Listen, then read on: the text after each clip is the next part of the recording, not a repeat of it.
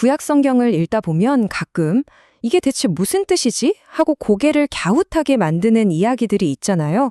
근데 오늘 우리가 살펴볼 호세아서는요, 정말 그 중에서도 가장 개인적이면서 뭐랄까 가심이 아릴 정도로 충격적인 이야기일 거예요.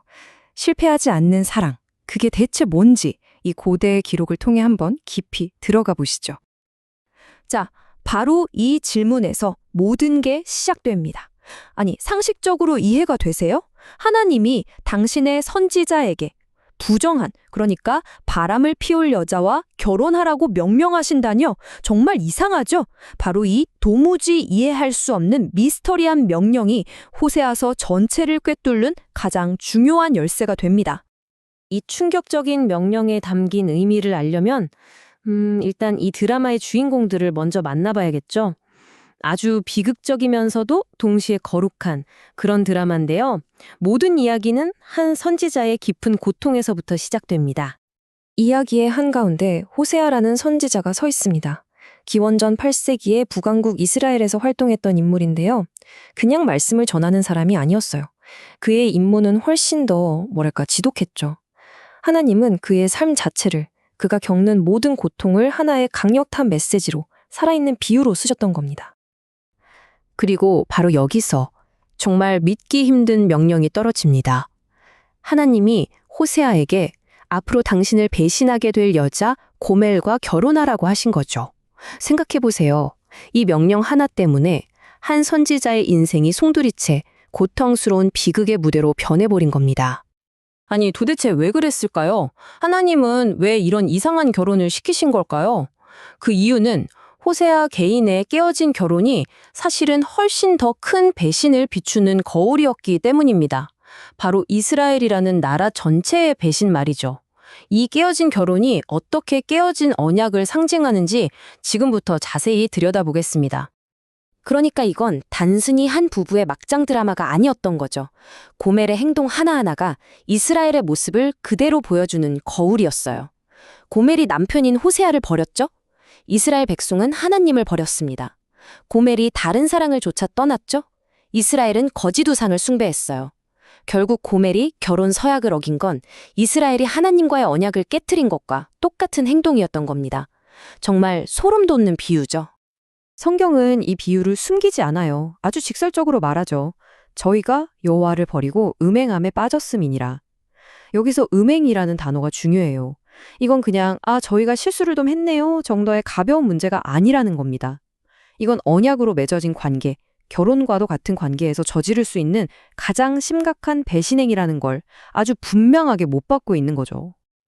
자, 이렇게 최악의 배신이 벌어진 후에 이야기는 정말 예상치 못한 가장 극적이면서도 아름다운 반전을 맞이합니다.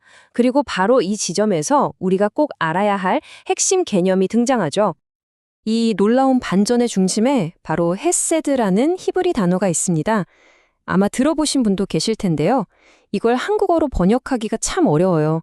인애나 자비라고도 하지만 그 의미를 다 담지는 못하거든요. 헤세드는 그냥 널 사랑해 하는 감정이 아니에요. 이건 언약, 즉 약속의 뿌리를 둔 사랑입니다. 상대방이 나를 배신해도 그 약속 때문에 끝까지 포기하지 않는 그런 충성스럽고 끈질긴 사랑, 그게 바로 헤세드입니다. 호세아의 다음 행동을 보면 이 헤세드 사랑이 뭔지 그냥 온몸으로 느껴집니다. 그는 자기를 배신하고 떠나서 버림받고 수치 속에 있는 아내 고멜을 그냥 내버려 두지 않아요. 하나님의 명령을 따라 그녀를 찾아 나서죠. 그리고 심지어 돈을 주고 값을 치르고 그녀를 다시 사옵니다. 그리고는 집으로 데려와서 회복시켜요. 이게 바로 말로만 하는 사랑이 아닌 행동으로 보여주는 헤세드인 거죠. 네, 바로 이겁니다. 이게 핵심이에요. 호세아가 고멜에게 보여준 이 행동은요, 사실 그의 백성, 이스라엘을 향한 하나님의 거대하고 절대 꺾이지 않는 사랑이 어떤 것인지를 보여주는 작은 그림, 일종의 축소판이었던 겁니다. 자, 그런데 이야기는 여기서 끝나지 않아요. 정말 흥미로운 건 이 값을 치르고 되찾는 사랑이라는 주제가 호세아서를 넘어서 성경 전체를 관통하는 거대한 메아리가 된다는 점입니다. 이 흐름을 한번 보세요. 호세아의 이야기는 갑자기 툭 튀어나온 게 아니에요. 하나님은 창세기에서 아브라함과 언약을 맺으셨죠. 그리고 출애굽기에선 이스라엘 민족 전체와 시내산에서 언약을 맺으셨고요.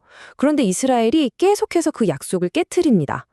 이제 언약은 끝났구나 싶을 때 바로 이 호세아서가 등장해서 선포하는 거예요. 아니, 너희는 실패했지만 내 언약, 내 헤세드는 여전하다. 라고요. 그리고 이 끈질긴 언약의 사랑은 결국 신약 시대에 와서 완성됩니다. 그리고 더 놀라운 게 뭔지 아세요?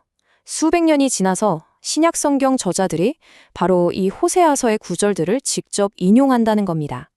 예를 들어 마태는 예수님이 이집트에서 돌아오신 사건이 바로 호세아의 예언 성취라고 말하고요.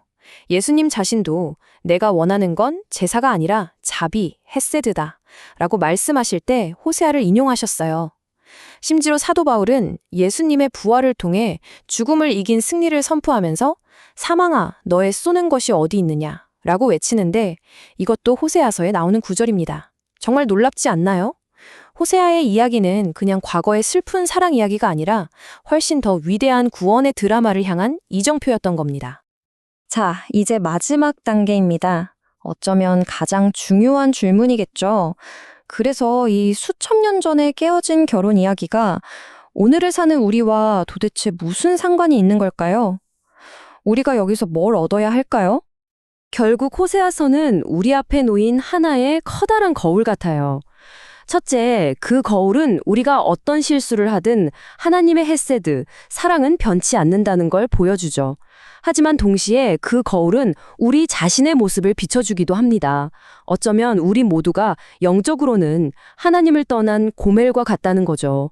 값을 치르고 되찾아와야만 하는 존재라는 걸 깨닫게 합니다. 이 이야기는 더 큰 구원을 가리키는 손가락이고 우리에게 돌아오라고 외치는 초대장인 셈입니다. 바로 이 지점에서 이 모든 비유는 하나의 정점을 향해 달려갑니다. 호세아가 자기 아내 고멜을 되찾기 위해 값을 치렀던 것처럼 이 이야기는 인류 전체를 되찾기 위해 궁극적인 대가를 치르신 예수님의 이야기를 미리 보여주는 강력한 예고편이었던 겁니다. 그래서 이렇게까지 적나라하고 고통스러운 이야기가 결국엔 심판으로 끝나지 않습니다. 오히려 성경 전체를 통틀어 가장 아름다운 치유와 무조건적인 사랑의 약속으로 끝을 맺죠. 내가 그들의 반역을 고치고 기쁘게 그들을 사랑하리니 이 약속이야말로 호세아서가 우리에게 남기는 최종 메시지입니다.